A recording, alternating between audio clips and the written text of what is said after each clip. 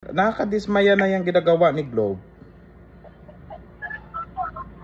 Kahapon pa, nung Webes pa ako walang signal. Webes pa.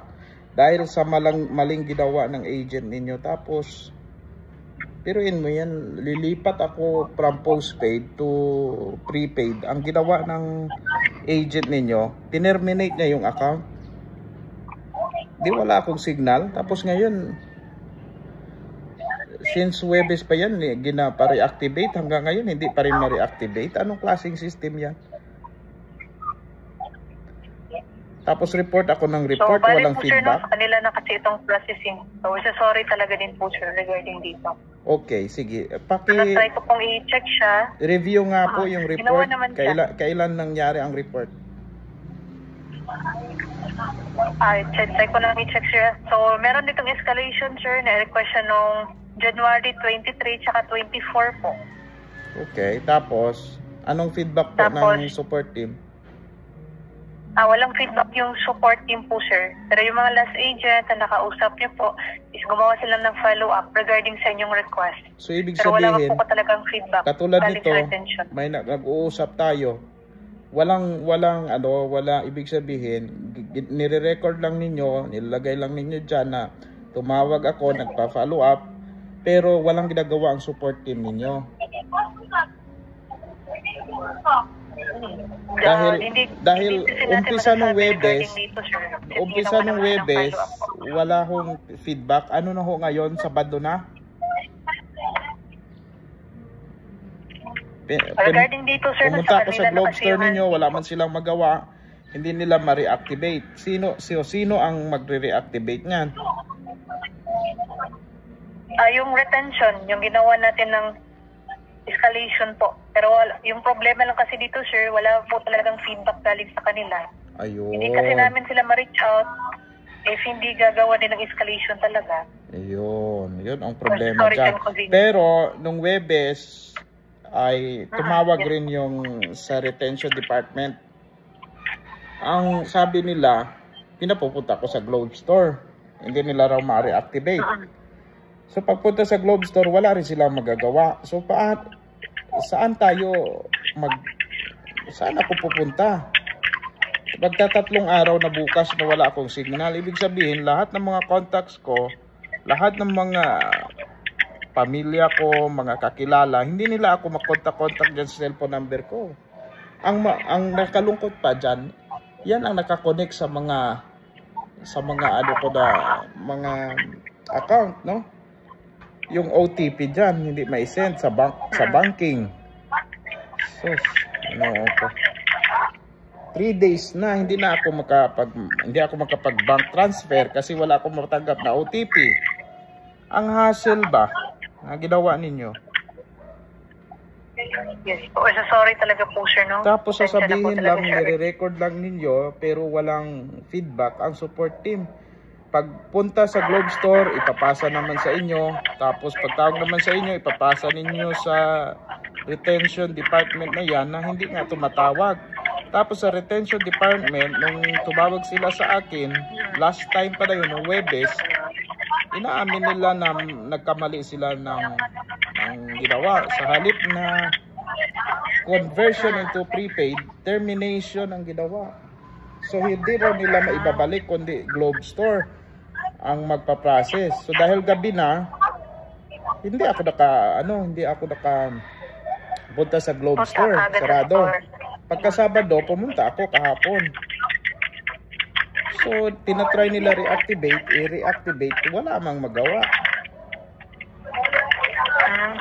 Alarming itong wala na po talaga magagawa yung Globe Store. Alarming ito. Possible din po yung retention. Yung sabi niyo po sir na if walang magagawa yung Globe Store, possible wala din magagawa yung retention department, sir. Okay. So ano 'yon? Anong mangyayari sa number ko na 'yan? So if ever lang sir Archie na walang magagawa yung retention department talaga dito, sir. So yung number niyo po is hindi na po ninyo siya magagamit, sir. Oh my goodness. If ganun lang po sir Ganun ang nangyayari. So ibig sabihin, dahil sa kamalian ng Globe, ako ang nagsasuffer ngayon. ng consequence ng maling ginawa ng inyong retention department. Ang retention department, ito yung dapat nga, grabe yung training nitong mga tao ninyo dyan eh. So, pero as of the moment, Sir Archie, wala pa naman confirmation talaga, sir, no, na hindi ito magagawan po. If ever lang naman yun. Opo, So, pero mag 3 days na bukas, 2 days gayon. So, ano mangyayari? Wala lang, ganun lang. Walang feedback. Ibig sabihin, walang ginagawa ang Globe. Kahit mali nila, ay binabaliwala kasi nga, siyempre, from postpaid to prepaid. So, ibig sabihin, pag gusto mo nang humiwalay sa inyo para mag-prepaid na, wala nang kwenta sa inyo, di ba? Kasi wala nang monthly, yun eh, nababayaran. Kung maglo-load lang ako, ganun lang. Hindi naman sa ganun po, sir. Ganun nga ang nangyari ho. Di ba? Kung yan ay platinum yan na account, siguro, kahapon pa nagkandarapat na kayo dyan sa Globe. Pati ang iba-iba na yung department dyan, mabilis na i-reactivate. Sa akin lang ba ito nangyari o sa iba pa? Na kapag gusto nang mag-prepaid ang tao, ang number, dinideactivate ninyo? Hindi naman po. Wala naman tayong ganun po, sir, no? Ba't nangyari pero sa ganito akin? na lang, sir, para ma-validate po yung pag-process ng last agent. So, need talaga natin ito gawa ng follow-up po sa retention department, sir. So, yun lang po talaga yung pinaka-option natin. As of the moment, since sabi nyo naman yung Globe Store is wala sila magagawa sa kanilang end po. So, yung antayin na lang talaga natin para dito is yung retention department na po talaga, sir. If ma-reactivate ulit yung number nyo po and gawing prepaid. So, yan lang yung pinaka-last option natin para dito, sir, Archie. Sige, meron naman dalawang escalation, sir, no? So, sa dalawang escalation na na-create ng mga previous agent, so doon po ako mag-create ng follow-up po para dito siya.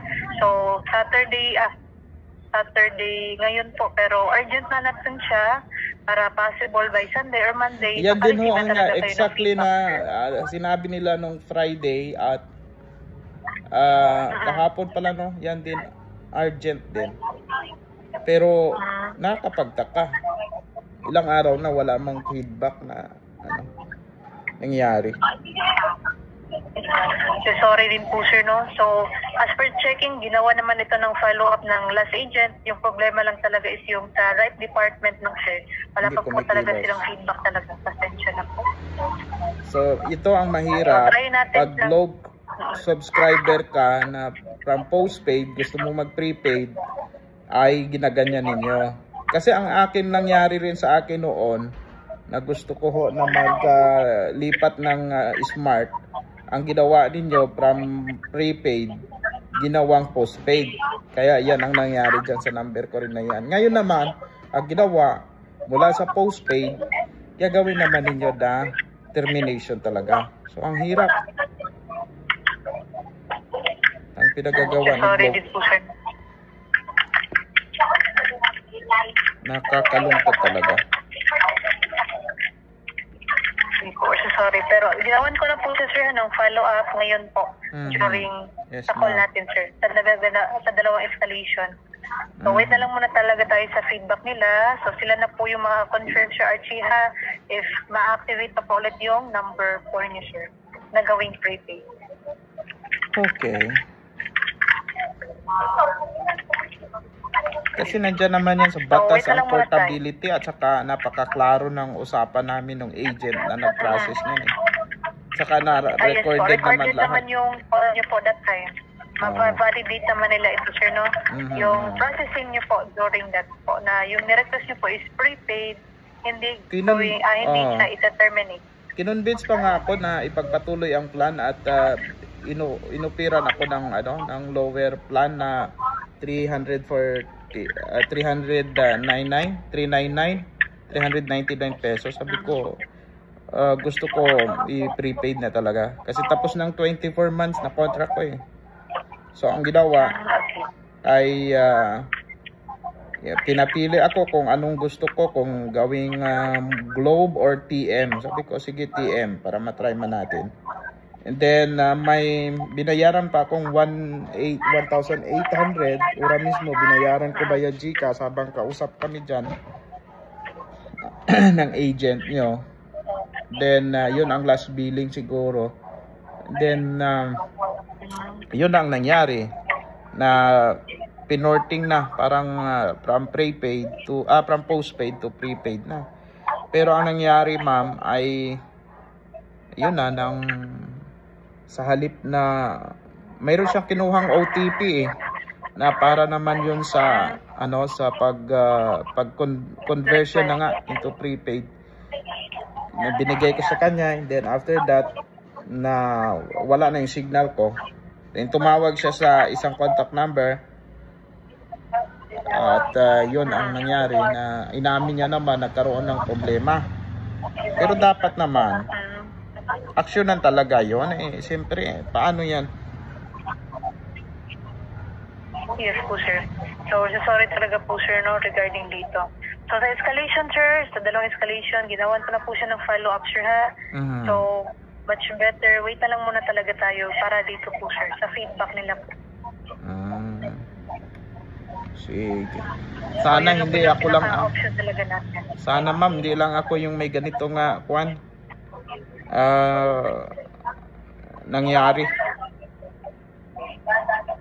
Pero no need to worry sir, validate naman nila yung transaction niyo po that time, since call naman yun po. If ever yung agent talaga yung nagkamali dito sir, bali na misclick lang niya, mga ganun yung processing, so malalagot naman yung agent din po para dito.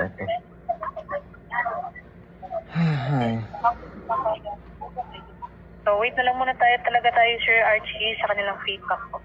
So sorry talaga sir regarding this. Pagka ganyan po ay ipatanggal ko ang mga internet ko sa Globe. I-terminate ko na lang lahat yung mga account ko. Dati yung isang plan ko kasi mali man yung ginagawa ninyo sa customer ninyo.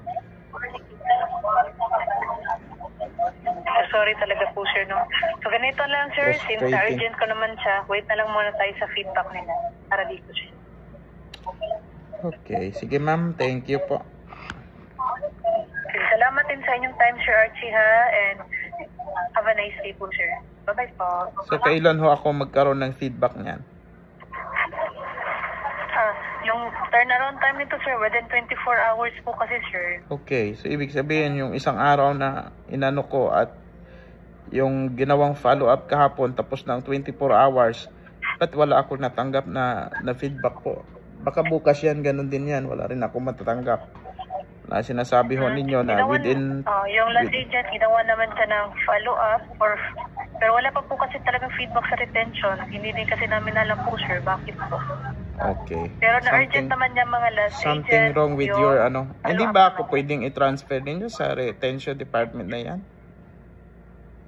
Yung retention department sir, wala kasi silang hotline po. Bali ma-reach out sila through tickets or mga escalation lang po sir, ganun. Okay, pero hindi nagre-response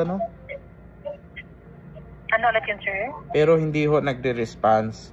Walang response sa mga walang response escalation po, regarding sa escalation sir. So something wrong with Globe. Sana ay mapanood ng Globe itong pag-uusap natin at ng mga higher officials na dapat ayusin itong ganitong mga sistema. Wala talaga Recorded naman din po yung mga calls na din sir ha. So ma-validate naman ito din po ng ating mga higher end din po sir. At recorded din kayo, nire-record ko rin para mapanood din ng mga followers ko na may ganito palang mga pangyayari. So para ma-improve naman yung mga serbisyo ng Globe. Sorry talaga po siya Sir Archie. Sige po. So wait na lang muna tayo sa kanilang feedback ulit sir ha. So around time ito sir, within 24 hours po. So pwede kayong mag-call na lang after 24 hours. Ginawa ko. Sige po. Thank you, ma'am. So, salamat sa time, sir, and have a nice day po. Bye-bye po. Hindi nga nice itong nangyari sa akin, ma'am. Kahit sabihin, have a nice day, hindi talaga maganda. Gaganda lang siguro talaga tong araw ko kung naibalik yung number ko na yun. Napaka-importante ho kasi, ma'am. Sana matulungan ninyo ako yan na maitama ang mali ng agent ninyo. Sana naman hopefully po, sir, makaka-receive na ng feedback para sana naman, na-monitor naman ni Globe yung agent na nagsabi naman sa akin na nagkamali siya, at saka nakikita naman ng Globe dyan na nagkamali sila. Dapat naman i-urgent naman nila yan. Hindi yung pababayaan pa po. Sige lang, ma'am, alam ko naman wala kang magawa sa kanilang department naman ang may problema. Sige po. Sige, sir. Salamat po. Sige po, bye-bye. Ay nako, kita nyo yan mga kapobre yung nangyayari sa account ko sa Globe. Ako lang ba nakaranas ng ganito or iba pa nating mga viewers? Ay nako.